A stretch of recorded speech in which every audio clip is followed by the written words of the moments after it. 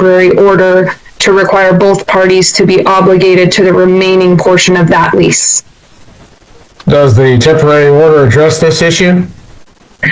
The temporary order has each party being responsible for their individual residence, which each party is currently responsible for their own individual residence. However, the parties entered into a 1-year lease agreement when they were residing together in Georgia.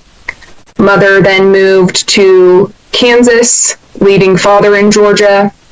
Father moved to Arkansas to be closer to the minor children, rather than in Georgia and Kansas. They're in Arkansas and Kansas. The lease goes until February, and so he was asking that the court make each party responsible for one half of that lease until it is up in February. All right. Backing up a moment, Ms. Locke, what are the agreements that were reached regarding modifications of the parenting plan? Sure, Your Honor. The parties have agreed that Mother will have the second weekend of every month. That father would have the fourth weekend of every month. There's a divided residency situation, so that means they'll meet to exchange the kids, and all the kids would be together during those weekends. They've agreed to divide equally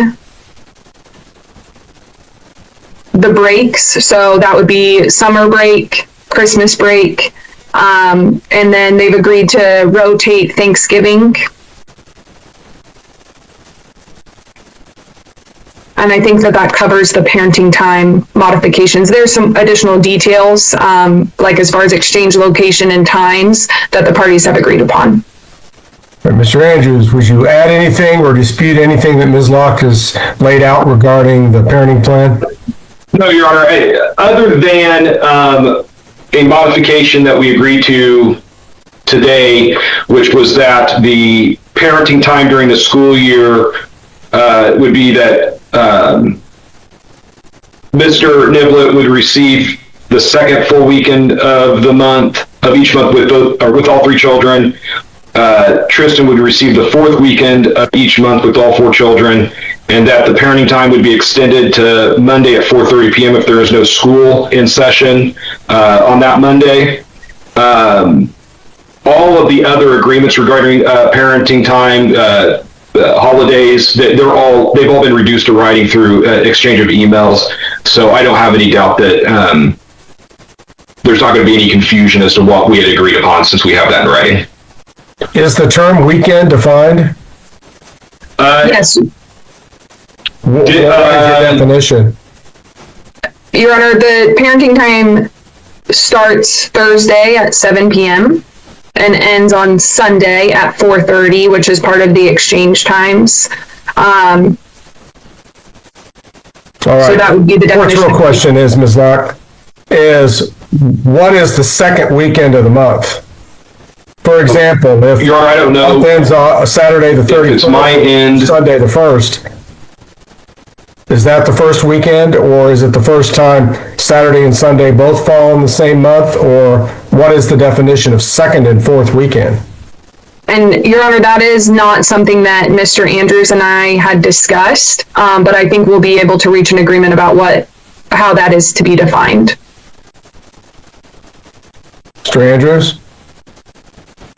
It looks like he might be frozen.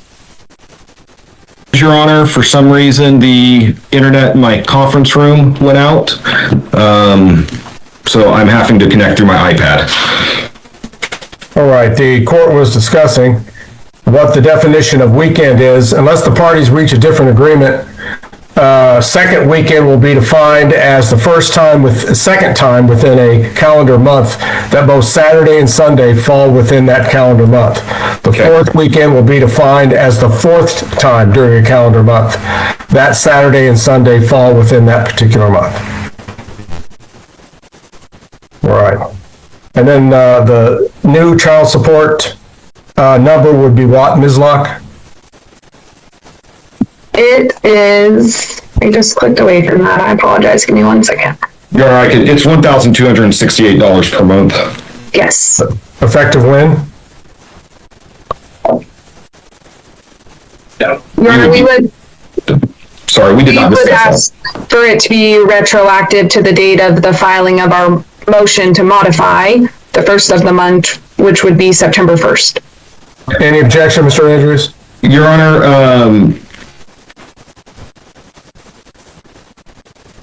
the concern is that may result in an overpayment, and this is a temporary child support amount. What I would ask instead is that the effective date be October 1. However, the court to reserve jurisdiction over any overpayment or over the issue of whether it should be retroactive back to the day of the filing of the motion and disposition of that overpayment. All right, so your client's already received the full amount of child support that was originally ordered for the month of September?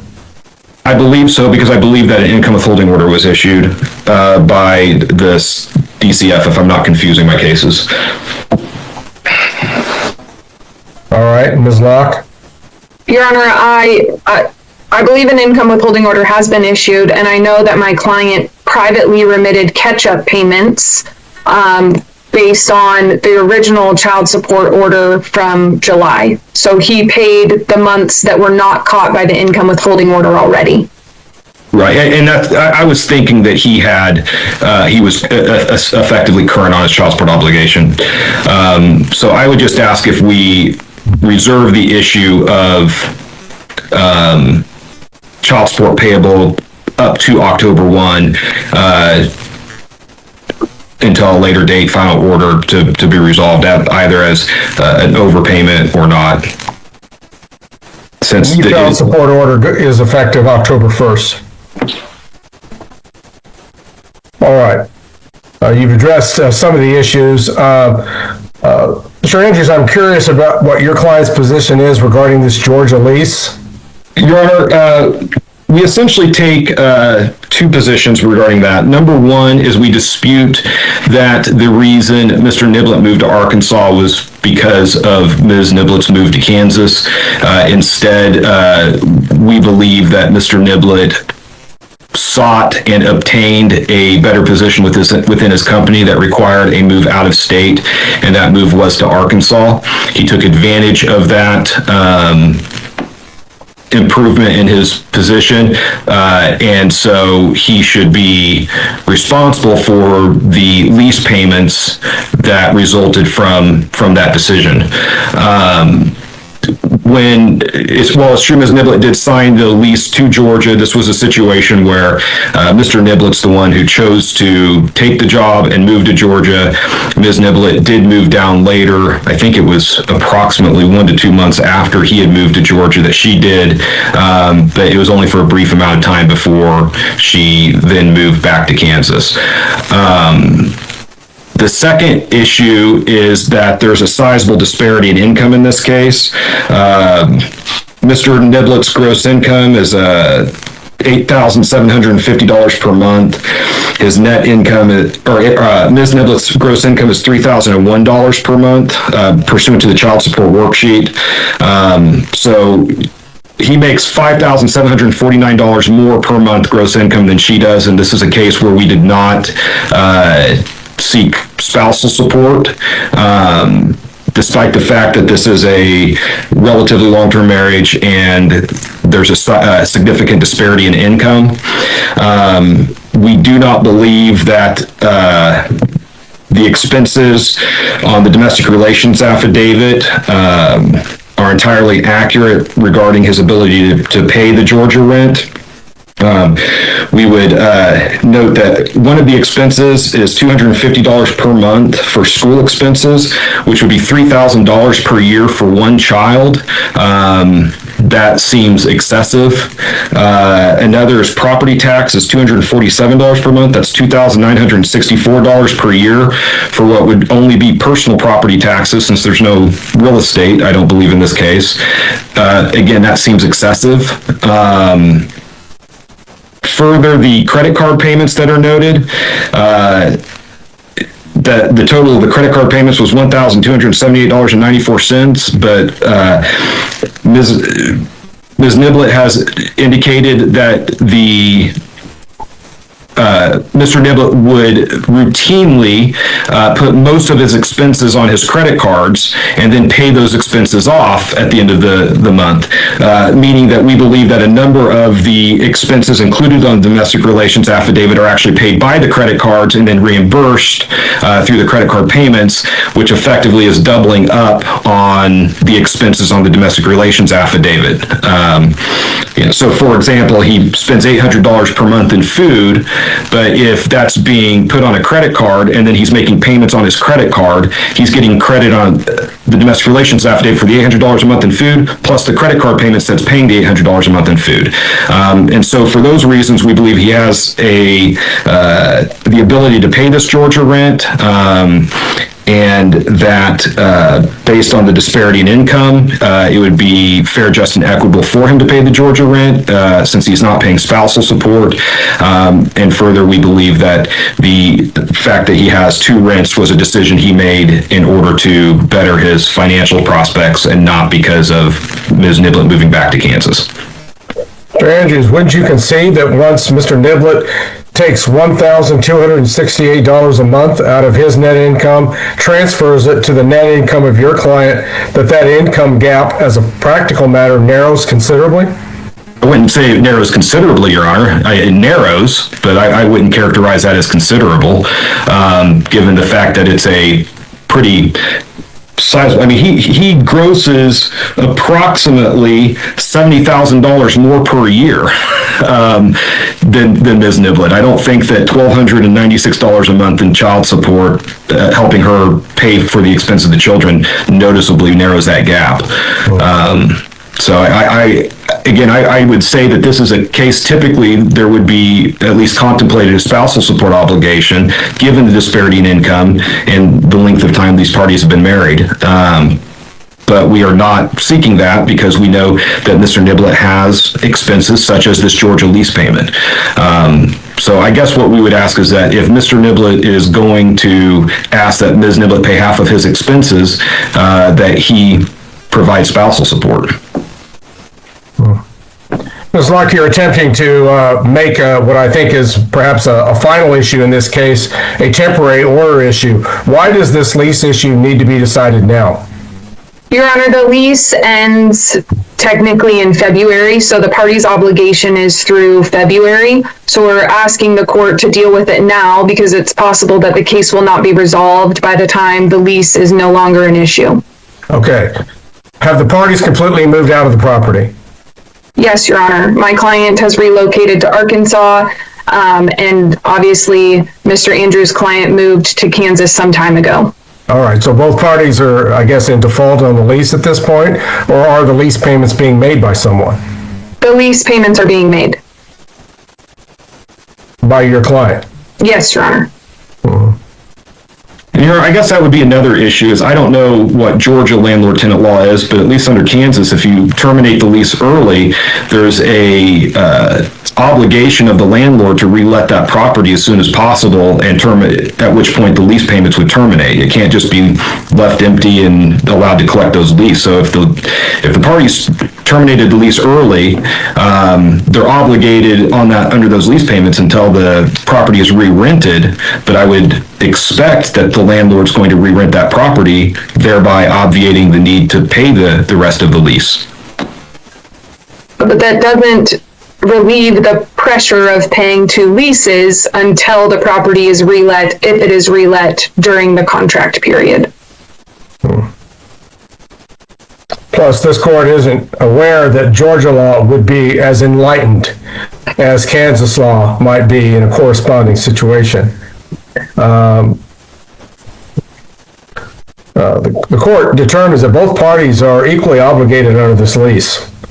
However, that there is a disparity in income which this court should consider. The court will require that beginning with the lease payment that would be due for the month of October of 2025, the parties will be responsible for payment of any lease payment due to the landlord in Georgia in proportion to their respective incomes as reflected by the most current child support worksheet. What is that percentage under the current worksheet, Mr. Andrews? 28% for Ms. Niblet, 72% for Mr. Niblet. That will be the proportion ordered by the court.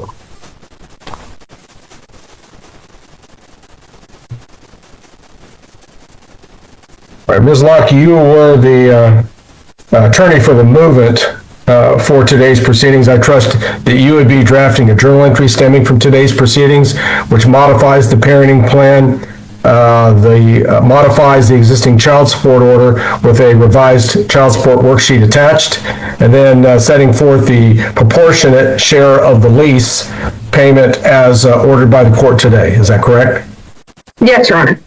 All right. And you have in your possession the actual updated child support worksheet prepared by Mr. Andrews. Is that also correct? I have one that has handwritten modifications to it, so I would just ask that the actual modifications be made, and then, yes, I will have it. Bradley refused to let me make the modifications. I don't know why, but it would not work. It would not save. That's why it's handwritten in. I'll see if I can recreate it, and then, yes, I will have it. I spent, I would guess, a good 20 minutes trying to figure out how to get that to work on Bradley, and it just would not work. So I decided I would go old school. And Ms. Locke, if you can't make it work, and you very well creatively may be able to, a handwritten one is fine as long as the parties agree on the handwritten modifications to anything that's printed on the worksheet. Understood. We are talking about a temporary order here, so some flexibility, I think, is called for under the circumstances. Counsel, are we going to eventually need a trial date in this case on issues arising or still existing in the case? I don't know. I don't think that I can answer definitively one way or the other whether this is going to be a case that has to go to trial. I still believe that we could work out an agreement. We kind of focused on resolving this temporary order issue. I spoke with Ms. Locke before the hearing that my next step is to start gathering the rest of the documents that I need in order to submit a property settlement agreement, property settlement proposal. I think that we've pretty much, with this agreement, resolved the residency and parenting time issues. I'm not expecting that this agreement is meant to just only be a temporary agreement that's going to be modified prior to the final orders. I don't want to speak for Ms. Locke on that, but at least I'm optimistic that that's not going to be a contested issue. And I still think that once I get some additional information to make the proposal, that there's a good chance of success at settling the case. Right. Ms. Locke, do you see things differently at this current time? Not at this current period of time, Your Honor. Very well.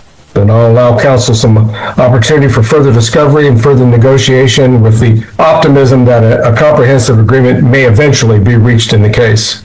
Then you can inform the court that you'll need an appropriate hearing date. All right, the court will look forward to receiving Ms. Locke's modification order with child support worksheet attached in the court's queue in the near future. Mr. Andrews, is there anything else we need to address at this time? Not to my knowledge, Your Honor. Ms. Locke? No, Your Honor. Very well. Then at this time, the Niblet matter will be in recess and the meeting can be ended for all. Thank you.